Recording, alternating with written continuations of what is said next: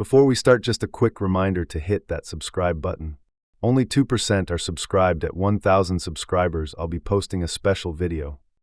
Flame leaps from the pan and claws my wrist. I yank it off the burner and slam the knob down. Across the island, Luca flicks a lighter like a toy. He grins, waiting for me to flinch. I'm Aaron, 33. I grab the wet towel hard. Steam blasts as I choke the fire in quick circles. Back up, my voice cuts. He leans in instead. The towel sizzles and spits like a threat. The smoke alarm shrieks. Dodger barks under the table. Luca laughs once, sharp, then holds the flame to a spoon. Hot enough, he asks, eyes on my wrist. I step into his space and block the counter. The front door thuds. Tom's keys hit the bowl. I kill the alarm and toss the towel in the sink. Kitchen's fine. My jaw aches as I speak. Luca winks at the doorway like he rehearsed this. Tom strides in. His stare lands on the scorch mark. What happened? His voice stays even, which infuriates me. Your kid cooked a fire for fun. I lift my wrist. The skin glows angry, still damp, still buzzing. Luca clicks the lighter again, once, twice. Wanted to see the pop. He taps the counter in rhythm. Tom exhales through his nose and steadies the spoon. Enough, put it away. The lighter stays open. I reach for the lighter fast and he closes fingers on it. Hand over, I say, keeping my tone flat. He smiles like he owns the room. He doesn't move. Dodger growls low, a thin warning under our feet. I pivot and unlock my phone with my thumb. The hidden cam feed loads with a bright stutter. Watch, I press play and tilt the screen between us. Sugar pours over our bed last night, grain by grain. Tom stiffens, then blinks slow, then looks at Luca. Luca studies his nails like the clip bores him. It's a prank. Tom's voice is small now. Keep watching. I press my nail into the progress bar. The dishwasher clip starts and the kitchen floods again. Static hums, soap mushrooms across tile like a creeping tide. My sneakers drift past the camera, two dumb boats at midnight. Luca's laugh appears on the audio and hangs there. Tom touches the counter twice, then steps back. His eyes jump from the phone to Luca's face. Not joking anymore, I say, words slow and clipped. The lighter clicks again and again like a dare. I open the pantry and pull the broom free. The handle thunks onto the floor with a hollow pop. Halfway cut through, fresh teeth marks still splintering. I lift it and shove it toward Tom's hands. He runs his thumb over the notch and pales. Luca glances at the staircase like a cue just landed. Laundry day could have been exciting, he says, almost bored. I feel the age in my bones and lock it down. Upstairs now, I point, then move first. Luca follows with a lazy tap of his heel. Tom trails us, mouth tight, breathing too shallow. Dodger edges beside my calf like a shadow. At Luca's door, I find the key behind the thermostat. The click is tiny, still loud, still final. I push the door open and freeze on the threshold. Every wall stares back with taped printouts and scribbles. I cross the room and rip one paper off. My email due date slashed with thick marker.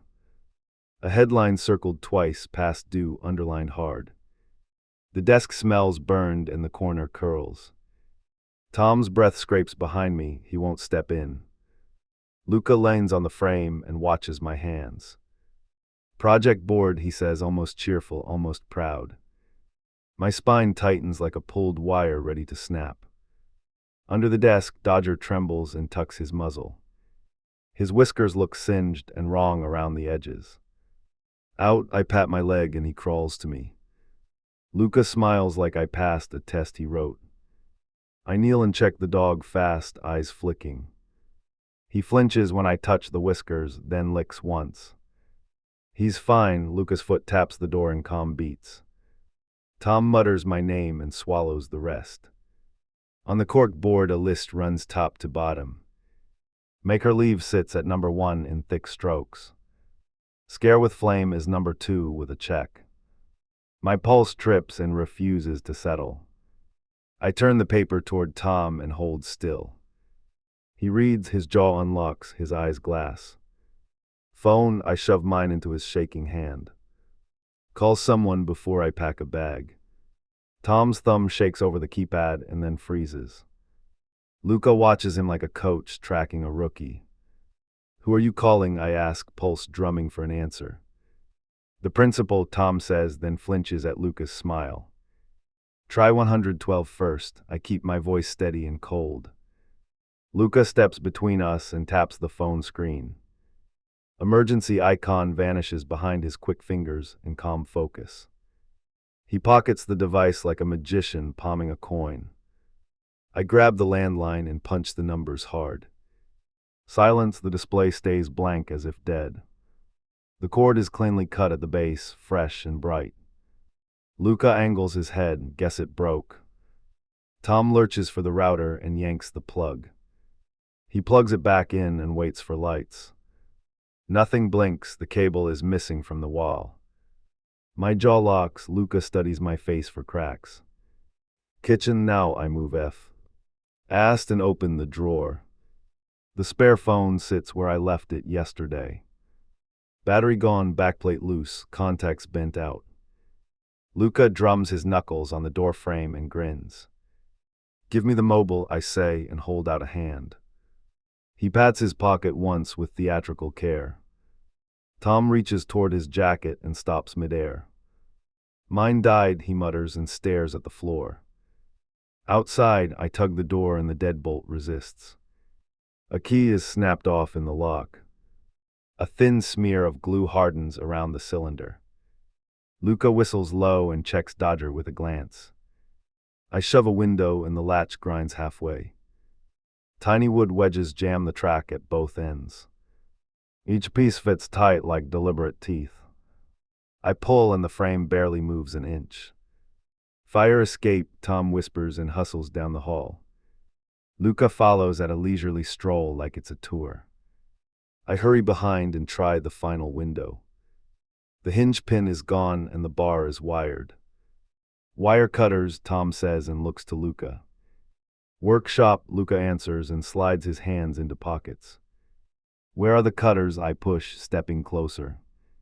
In the river, he says, cheerful like weather talk. My chest tightens and then finds a cold groove. Plan B, I grab car keys from the counter. The fob chirps, nothing answers from the driveway. Luca flicks his eyes toward the garage and smiles. I hit the garage door button and wait for movement. The chain jolts and stalls with a grinding cough. A padlock hangs through the track where none belongs. Tom grips it and his knuckles blanch hard. I crouch by the side door and test the hinges. Screws spin without purchase and fall to the mat. Threads are stripped clean as if on purpose. Luca leans beside Dodger and whispers something private. Back off, my voice drops into something new. He straightens and brushes dog hair from his sleeve. Hungry, he asks and wanders toward the pantry. I step in front of him and block the path. We are living, I say and hold his gaze. On foot, he asks and taps his heel twice. Tom lifts his hands, everyone calm down. The word calm hangs between us like a dare. A car horn blares outside and then stops fast. Someone kills the engine and a door clicks shut. My brain jumps to neighbors and relief, then halts. Luca tilts his head like he hears a cue. Footsteps cross the side path and ascend our steps. A knock lands in 3 polite taps. Delivery, a boy calls with a bright voice. My stomach flips just once and stays flipped. I open the foyer camera on my watch. A teenage face fills the frame with an envelope. Behind him sits a box with small air holes. The holes move in brief bursts like frantic punctuation. I crack the door chain and hold it tight. No deliveries today, I say through the gap. Prepaid, the boy answers and nudges the box. A whine leaks from inside and then stops. Who ordered it? I ask and angle my body. The kid glances at a note taped to the lid. Special animal handling must accept now. Luca's eyes brighten in real delight. Close it, Tom says and reaches for the chain. Wait, Luca says and moves toward the entry. Dodger barks once like a warning flare. The box shifts as something claws for air. I shut the door fast and slide the bolt. The kid sighs through the wood and steps back. Someone paid a lot, he calls and goes quiet. Luca laughs under his breath and rocks on his heels. What's inside? Tom asks without looking at me. Nothing, we keep here, I answer and steady my grip. I open the side slot and push out a banknote. Return it now, I say and watch the peephole. The boy hesitates and then gathers the package. Footsteps retreat down the path in uneven beats. I hold my breath until the street returns to silence. Luca studies my hands like he wants them to slip. Tom wipes his mouth and finally turns to Luca. Enough, the word hits like a thrown stone. Give back my phone and the keys. Luca pulls them out and fans them like cards. Pick one, he says and lifts both wrists. Only one leaves tied to you tonight. His grin widens when neither of us answers. The room feels small and wired like a trap. I walk straight to him and keep walking forward. He retreats 2 steps and then another step. I stop when his shoulders meet the hallway wall. Keys, I say and open my palm. He places the keys on my skin and holds them. His thumb presses the alarm button and holds it. A siren erupts outside and then cuts mid-wail. Battery out, he murmurs and flicks the detached piece. I pocket the keys anyway and pivot fast. Upstairs office, laptop working, hotspot ready. Tom nods and moves before Luca can block. I count 3 beats and follow with Dodger close. The office door slams and the bolt engages. I shove a chair under the handle and breathe. Tom opens the laptop and curses at a blank login. Password changed, username altered, screen waiting. Try yours, I tap the keys and scan the ports. He enters a guess and gets an instant lockout. Luca's footsteps arrive right outside and stop. His knuckles tap a playful rhythm against the wood. I pull a storage drive from my back pocket. Plug in, the boot menu flashes with a recovery option. Tom stares like he forgot this was possible. Backup rules, I whisper and hit the command. The system boots to a clean window and network list. I open hotspot on my watch and see a connection. It pings alive with a weak but steady bar. Tom launches a browser and types the emergency page. A chat box pops up and asks for location. I hammer out the address and hit send. A timer starts counting with red numbers. Help incoming, the screen promises in tight text. Luca begins humming the birthday song very slow. He drags the last note until it frays. The handle jerks once like a testing pull. A thin scraping sound starts near the hinges. I slide the window and check the drop below. 2 stories to hard ground with scattered bins. I gauge the distance and then the angle. Dodger whines once and puts his paws on the sill. Rope, Tom whispers and yanks a cord from the shade. The cord snaps free and coils on the floor. We knot belts together and loop under the desk leg. The knot holds, but the line looks fragile. The scraping at the door stops and then resumes. A tool bites metal with slow, deliberate turns. Tom ties the belt around his waist and nods. Go first, I tell him and test the knot. He swings one leg out and shifts his weight. The belt creaks and then steadies under tension. He drops inch by inch with shaky breaths. The line holds as the screws on the hinge squeal. Luca laughs softly and then grows quiet. The top hinge loosens with a final snap. I shove Dodger to the window and gather him close. Hold on, I whisper and brace for the swing. Tom reaches the ground and waves both arms. Send him, he calls and opens his stance wide. I lower the dog and feel the belt slide hot. Dodger leaps the last foot and lands safe. The handle twists again and the second hinge surrenders. The door tilts inward like a heavy lid. I climb onto the sill and grab the belt tight. Luca's eye appears in the crack and gleams. Choose now, he whispers through the widening gap. My plan or the fall, his breath stays even. I step into open air and trust the line. The belt jerks hard and then begins to lower. The belt jerks once and bites my palms. Metal scrapes behind me as the door gives more. I drop a foot and feel the knot protest. Above, Luca's shadow tilts like he's measuring odds. Halfway down, the strap scuffs against the sill. Fibers rub hot and whisper like a fuse. Keep moving, Tom calls with his hands up. My stomach drops as a loop begins to slide. I push off the wall and swing toward the bins. The line hisses and then catches on the edge. It holds one heartbeat while my shoulders burn. I let go and fall the last stretch clean. I land crooked and my ankle stings loud. Tom grabs my elbow and hauls me upright.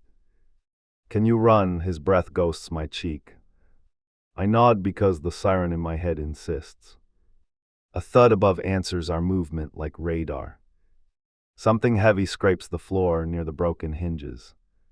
Luca talks to himself in a soft, steady chant. Words blur, cadence sharp, pace controlled like steps. We bolt for the side gate and find a chain. The shank is secured with epoxy in the latch. I jam a key under it and twist hard. The metal doesn't flex, not even a tremor. Dodger squeezes through a gap near the post. He pops out on the sidewalk and barks once.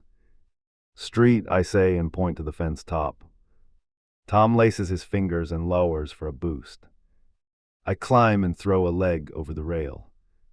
Heat licks my calf and I flinch hard. A burst of flame roars up from the patio torch. Jump, Tom shouts and reaches like a catcher. I drop clear and hit gravel in an awkward roll. Dodger circles me and knocks into my knee. Tom follows with a grunt and hits the curb. We sprint along the hedge as a clatter erupts. The garage door groans and then slams halfway. Luca slips under and steps onto the drive. He carries an aerosol and a grill igniter. A lean flame sprays outward and climbs like a tongue. Stop there, I warn and lift the keys. He tilts his head and aims at the fence. Wood blackens in a crooked line up the slat. The smell punches hard and makes my eyes sting. A neighbor cracks her window and calls down fast. You okay? Her hand hovers near a phone. Call the police now, I answer without looking up. She vanishes and her blinds rattle in quick fear. Tires crunch at the corner and then hiss flat. Our SUV squats on two ruined wheels near the curb. Screws glint across the asphalt in tidy rows. Luca kicks one line and laughs under his breath. Backyard, Tom says and grabs for the fence. He peels a picked board from the lower run. An alarm squeals from a sensor taped to it. Luca's eyes brighten and his shoulders relax with delight. I yank Tom toward far alley access. A small service gate sits beyond the hedges. A new padlock grins from the loop like an answer. I test it and feel the shackle glued solid. Footsteps approach from the front walk in stereo. Multiple pairs, a low radio bark threads the air. Hands visible, a voice projects from the street. Relief spikes and then chills at Luca's smile. He drops the igniter and lifts his open palms. Help, he calls, tone light and wounded. She's unstable, she tried to burn the house. He gestures toward the char streak near the fence. Don't speak, I warn Tom and step forward. Two officers swing into view with cautious stances. Their eyes jump from me to the torch can. One of them clocks the epoxy shine on the chain. "Who's inside?" an officer asks with clipped precision. "Upstairs door stuck," I answer and point at the window. "Back entry barricaded, phone lines cut intentionally." I keep my voice flat and my hands high. Luca gives a small clap and shakes his head. "Dramatic," he says with a school play smile. "Check the office, she smashed everything." He tosses a phone onto the grass like evidence. The younger officer notices the aerosol in the stones. His gaze hardens when he sees the scorch mark. "Step away from that can," he orders without wavering. Luca backs up 3 paces and spreads his fingers. "Dog with me," I say and whistle low. Dodger presses to my calf and stares at Luca. Tom edges closer until our shoulders touch. "Pick a side," I whisper, not bothering to breathe. The older officer nods toward the house rear. "Team 2 around back," he says into his mic. He jerks his chin at the chain and epoxy. "Who locked you in?" he asks without looking away. I keep my eyes on Luca and lift my wrist. Raw skin, fresh welts, thin ash from the torch. "Unlock it," I say to Luca and hold steady. He tilts his head like I requested a song. "Keys," Tom adds and opens his palm. Luca studies him for a long, quiet count. "Which family do you want?" he asks, almost sweet. "Because only one travels home tonight." Sirens grow louder and stop right at our curb. A second patrol slides into position across the drive. A firefighter strides up with bolt cutters ready. He points at the chain and waits for a nod. Luca makes his move then, and it's quick. He kicks the aerosol into the patio torch base. The flame spits and leaps toward dry lattice work. I lunge forward and stomp the line into silence. The firefighter clips the chain and yanks the gate wide. Out, he barks and waves us toward the street. Tom doesn't move, not even an inch. His eyes are locked on Luca like a spell. Now I snap and grab Tom's collar hard. He tears free and steps to the driveway instead. He lifts a hand toward Luca like a truce. Luca's smile blooms slow as a plan finishing. An officer catches my arm and pulls me back. "Stay with us," he instructs and plants his feet. 2 more officers shoulder in toward the garage. Their tasers track Luca's chest without blinking. Final time, I tell Tom, and my throat tightens. "Me or the boy, right here, right now."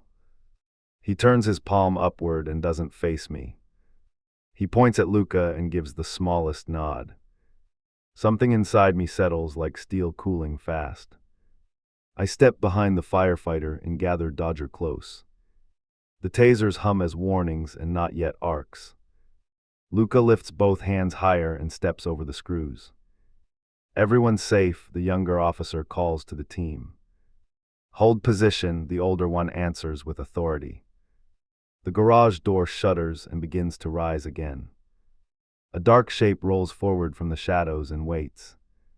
The door climbs and the object rolls into daylight. Not a mower, a welded cart with a strapped cylinder. A long hose trails to handheld trigger in Luca's grip. He thumbs a switch and the valve ticks like teeth. "Back up," the older officer spreads his stance and aims. The younger one angles toward the driveway and keeps his aim steady. Tom raises both hands and steps between them and Luca. My breath knots as the hose twitches toward the street. Luca squeezes the handle and a hiss blooms. Vapor fogs the concrete and pools around the cart. He doesn't fire it yet, he watches who flinches. The cylinder label is scraped off in careful bands. "Drop the remote," the officer warns with sharp cadence. Luca lowers it a hair and then lifts it again. He smiles at Tom like an inside joke is landing. The vapor drifts toward the hedge and curls higher. A firefighter edges along the side and checks the nozzle. He points at the cutoff with 2 fingers and nods. The older officer shifts left to draw Luca's eyes. I realize the hose stretches past the torch base. "Don't ignite it," I call with my hands wide. Luca glances at me and then at the fence line. He angles the stream and writes a shaking letter E. The vapor hangs greasy and waits for a spark. Step away from him, I tell Tom, and don't blink. Tom lifts a palm toward me as if calming cattle. His throat works like he's swallowing gravel and fear. He doesn't move. Luca's grin widens without warmth. The firefighter mouths 3 words and raises his cutters. Line, then tank. He crouches to test distance and grip. I nod once and motion toward the hose loop. The officers tighten the circle by a single step. A neighbor's porch camera chimes and then goes silent. Across the street, a door opens and a face peeks. The older officer calls out for everyone to shelter. Luca tilts the nozzle toward that porch and waits. Don't point at them, my voice lands flat and hard. He swings the stream back across our driveway and laughs. The cart inches forward as the door ratchets higher. He taps the remote twice and watches the wheels nudge. The younger officer fires a probe that skims and misses. It snaps into the garage frame and spits a spark. The vapor lurches, flares, and then dies with a cough. The whole line trembles like it wants another chance.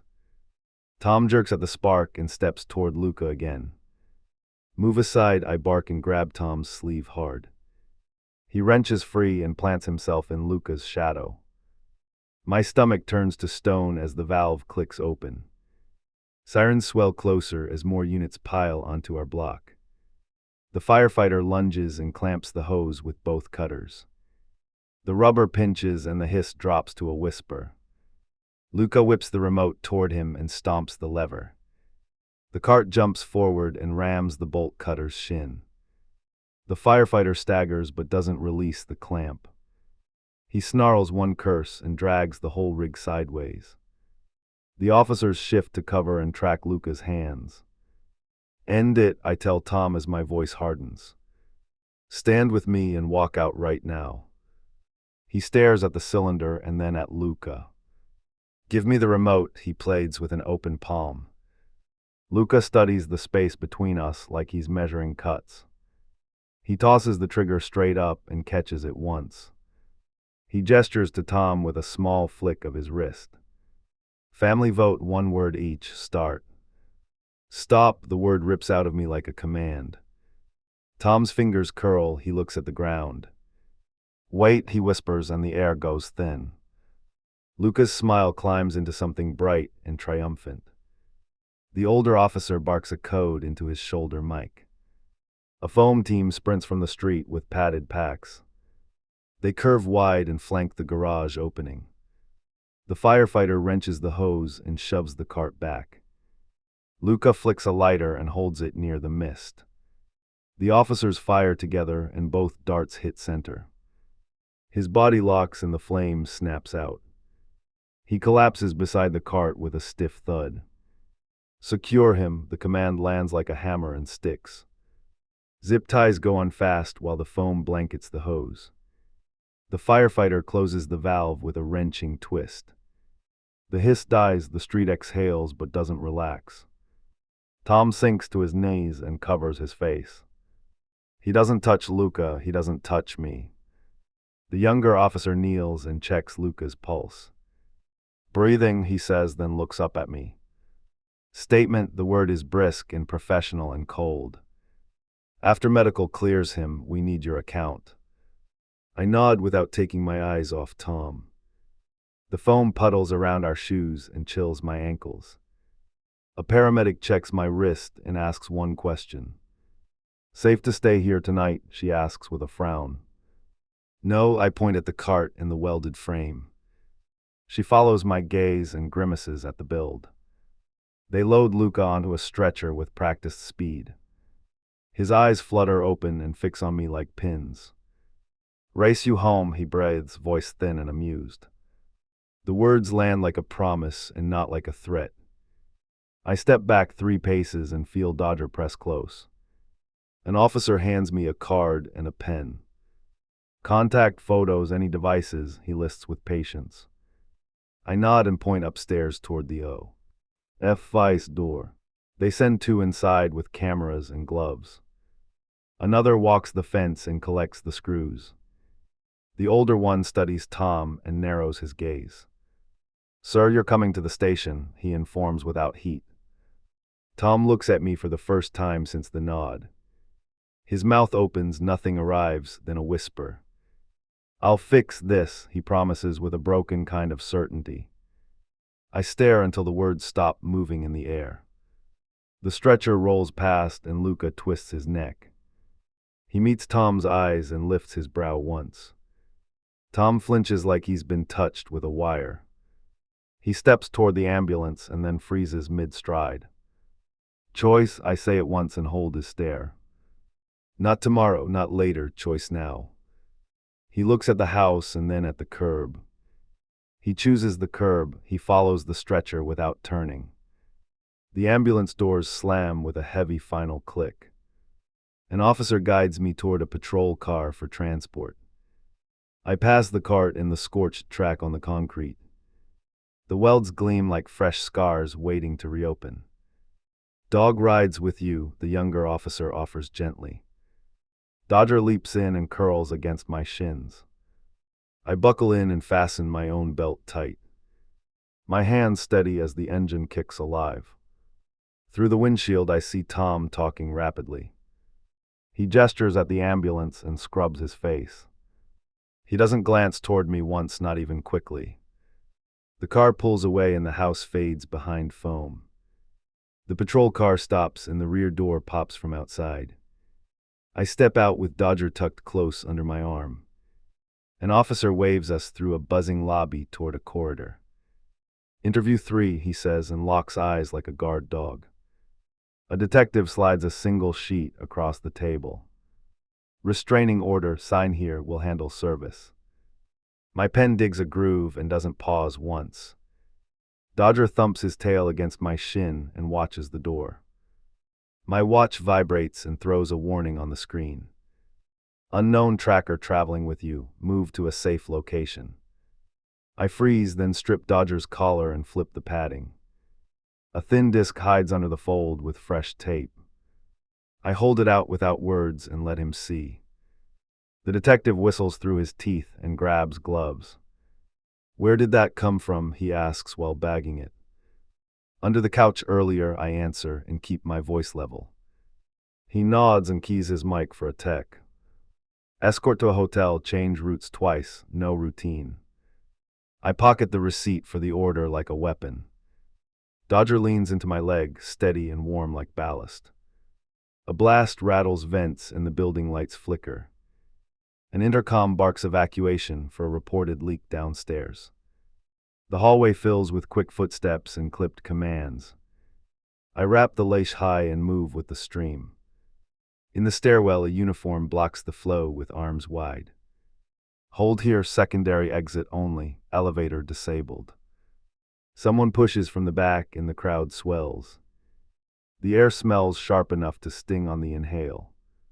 "Follow me," the detective cuts left to a service door. We spill into a concrete corridor with painted lines. A steel gate looms at the end with a latch. He pops it open and scans the loading bay fast. A janitor turns his head and studies our group. Mop bucket, plain shoes, badge on a lanyard. He keeps staring at my wrist instead of my face. I lift the court paper and he looks away too quickly. "Move," the detective urges with a jerk of his chin. Two more officers flank me and set a brisk pace. The janitor's cart rolls after us with a tiny squeak. I glance back and catch him pressing a phone under the handle. The lot opens and heat rises off the asphalt. Our escort SUV idles with a spare unit behind. The detective pulls my door and shields the gap. Straight to the hotel, no stops, eyes open.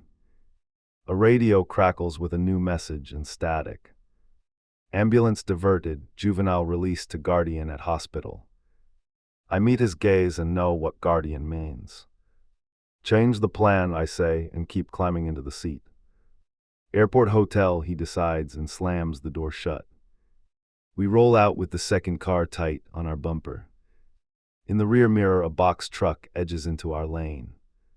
The driver stares forward and matches our speed like glue. The detective brakes and drops behind the truck deliberately. The second unit surges past to block a side street. The truck slows, then peels away toward a lot. We cut across 2 lanes and take a sudden ramp. My watch vibrates again and throws a second alert. Tracker still present, movement detected behind you. I check Dodger's collar, then my bag, then my shoe. A new chip sits stuck inside my wallet sleeve. Another one, I slap it into the console fast. The detective traps it under a ceramic cup and swears softly.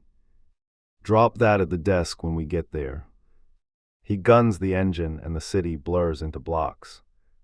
We hit the hotel portico and slide into a lane. The second car pulls parallel and creates a wall. An agent with a card app pairs and flashes a room key. His hands tremble once and then go still for us. Inside the lobby, the AC bites like winter on bare skin. The agent passes an envelope across the counter quietly. Use the service lift, top floor, end room.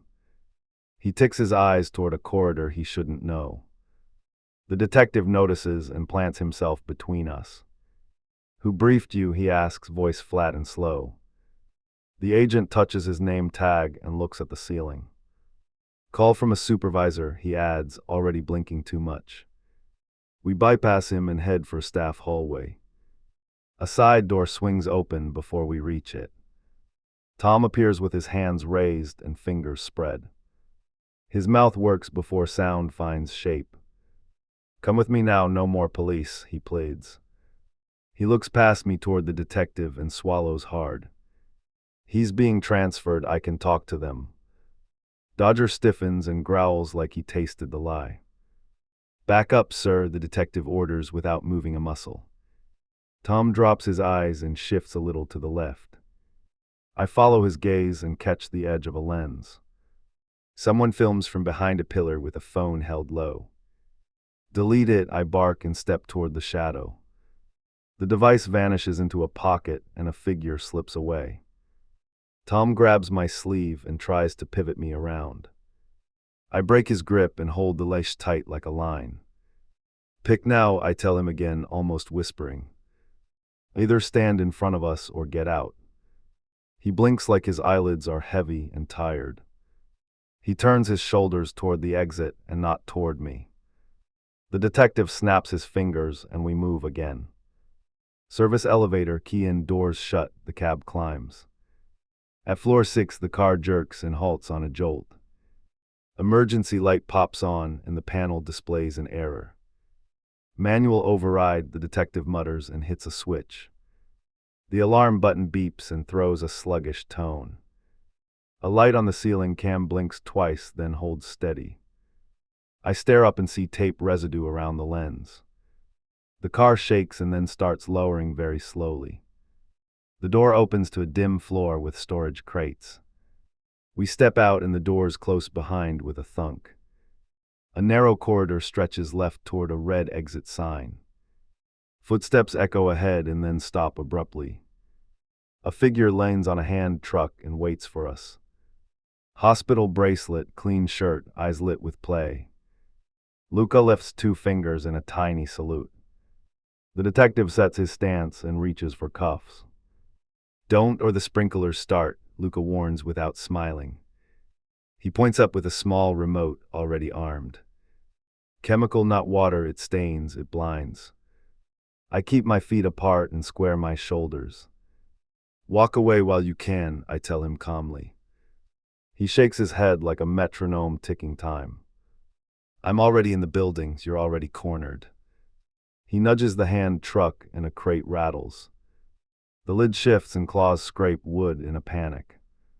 A wet snout punches through a knot hole and whimpers. Dodger barks so hard his whole chest heaves. Open it, Luca suggests, voice light as sugar. The detective raises one palm to freeze me. He glances at the crate and then at the ceiling. Hold, we need eyes on the sprinkler head. Luca clicks the remote once and the cam above rotates. Something inside the casing beeps and a valve chirps. A milky droplet forms and hangs heavy like a dare. My eyes water from the first breath and I cough. Back, the detective pulls me behind his shoulder. He keys his radio but gets a dead tone again. Jammer, Luca explains like he's giving a tour. He taps the bracelet and twirls the remote for fun. Tom rounds the corner at a fast clip. He stops hard when he sees the crate and the bracelet. "Stop this," he begs, palms out, voice shredded. Luca smiles wide and tilts his head like a cat. "Make your pick again, Dad, last chance," he purrs. Tom looks at me and quivers in place. Dodger's leash pulls my fingers until my knuckles ache. I nod once toward the detective and keep breathing shallow. "Knife," I whisper, and he flips a folding blade. I lunge for the crate and wedge the tip under. The lid pries loose with a sharp snap and lift. Inside crouches a trembling terrier with taped muzzle. I slice the tape and yank the dog free. It shakes once and buries into my knees. Luca watches like he's studying a science experiment. He lifts the remote higher and pinches the trigger gently. The sprinkler hisses and releases a bitter spray. The detective pulls his jacket over my head tight. I throw my arm around both dogs and crouch low. The floor goes slick and the air tastes caustic. Luca strides through the mist with slow, controlled steps. He tosses Tom a second remote and points at me. "Choose a zone," he instructs, almost cheerful, almost kind. "Her eyes or the officer's eyes, your call." Tom turns the device over with shaking hands. His mouth opens and closes without sound or plan. The detective's boots slide as he tries to shift. I stare at Tom until the ceiling might collapse. He lowers the remote without pressing a button. Luca's grin fades to thin annoyance like a paper cut. He takes 2 steps toward Tom and touches his wrist. The device chirps and a new head starts to drool. "Enough," I bark and throw my empty hand forward. Luca's attention snaps to the motion by reflex. The detective launches and pins his arm against the wall. The remote skitters across tile and disappears under a pallet. Tom dives for it and slams his shoulder to the floor. He gropes under the slats and fumbles for the shape. Luca twists hard and drives his knee into the detective's ribs. The jacket slips and the spray hits my cheek like knives. I strip off my belt and whip it around Luca's wrist. I yank backward and brace against the pallet stack. He jerks free half an inch and then locks again. The detective recovers and clamps cuffs on with a click. Luca goes slack for a count and then grins again. "Plan C," he murmurs, eyes gleaming like coins. Somewhere above us, a siren begins a brutal wail. The elevator doors at the far end pop open. Hotel security barrels toward us with batons raised. "Hands up," the lead shouts and scans the scrimmage. Luca lifts his bound wrists and angles his jaw. "Help, she attacked me in custody," he calls smoothly. "Not today," the detective snaps, shielding us with his body. He flashes his badge and jerks his chin toward Tom. "Take the man, separate him from the juvenile." Security grabs Tom by the elbow and steers him back. "Do you want me or him?" I ask Tom clearly. He looks at Luca, he looks at the terrier. His lips tremble and then settle into a line. He steps behind security without lifting his eyes. Paramedics rush in with neutral faces and steady feet. One checks my cheek and rinses the chemical off. Another scans Luca and notes the cuffs quietly. "Transport him, restrain fully, no stops," the detective orders. As they wheel him toward the elevator, he bends close. He whispers so only I can hear through the hum. "You leave him tonight, or I light your whole map." His breath hits my ear like ice and then vanishes. I watch the doors close on the stretcher and the bracelet. The detective touches my shoulder once and nods. "We relocate you now, different district, different hotel." I scoop both dogs up and follow at a run. In the lobby, Tom stands with security and stares at the floor. He lifts his head as I pass and opens his hands. "Come with me, we can fix this at home." I walk by without answering and aim for the exit. Outside, the valet lane hums with idling engines and luggage carts. A fresh SUV waits with its back door already open. The detective holds it while scanning the curb hard. I climb in and pull the door shut with a solid thud. Tom steps off the curb and moves toward the bumper. He plants his hands on the hood and doesn't budge. Security peels him away and pulls him 2 strides back. He watches me through the glass with a face I barely know. The SUV rolls out and merges into traffic fast. We switch lanes twice and dive down a service road. The detective's radio crackles with a terse update. "Ambulance en route to county. Parental release refused." Relief punches so fast it almost knocks me sideways. I grip the seat and breathe until the shaking fades. Dodger licks my wrist and the terrier nests against him. I let my chin drop and listen for the smallest change. The truck from earlier appears 2 cars behind us. Not the same plate, same dent, same driver outline. It keeps distance like it learned boundaries this time. The detective notes it and signals the trailing unit. We pull into another hotel with an underground garage. The gate shuts behind us with a rattle that comforts. An armed guard meets us at the lift bank quietly. "Top floor, empty wing, keyed elevator," he confirms. In the room, the detective sets a simple rule. "No deliveries, no calls, ring this number only." He glances at the dogs and softens half a degree. "Rest we post outside, shift change at midnight." He leaves, the lock clicks, the air finally settles. I set water on the floor and watch both dogs drink. My phone buzzes with a new unknown number flashing. A text arrives with a photo of our closed door. The second message types itself with slow, taunting dots. "Pick your husband's side and I stop, choose yourself and I don't." I stare at the peephole and then at the chain. I text back a single word and hit send hard. "Live." 3 dots appear again and then vanish without reply. Footsteps pass the door and fade down the hall. Somewhere outside, a siren drifts and then disappears. I sit on the bed edge and keep my shoes on. The detective knocks once and identifies through the door. Good news, he's being held pending evaluation. I nod and press my palm to the wood between us.